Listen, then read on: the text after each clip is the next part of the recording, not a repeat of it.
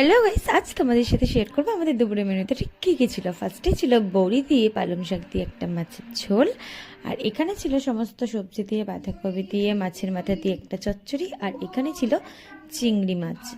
এই চিংড়ি মাছের ভাজার রেসিপিটা কিন্তু তোমাদের সাথে শেয়ার করব। এটা কিন্তু একটু অন্যরকমভাবেই মা করেছিল, সেটা কিন্তু পুরো রেসিপিটা তোমাদের সাথে শেয়ার করব। ফার্স্টে কিন্তু চিংড়ি মাছগুলোকে নুন হলুদ দিয়ে ভেজে নিয়েছিল।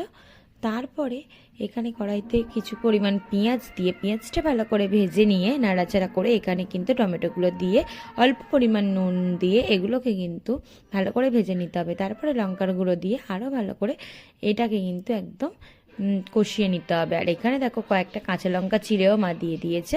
তারপরে টমেটোগুলো গলে যাবে আস্তে আস্তে। তারপরে যখন একদম মাখা মাখা হয়ে আসবে লাস্ট পর্যায়ে তোমরা কিন্তু এখানে অল্প পরিমাণ জিরের গুঁড়ো দিয়ে জিরে ধনের গুঁড়ো দিয়ে আরও কিন্তু ভালো করে এগুলোকে কষিয়ে নেবে। তারপরে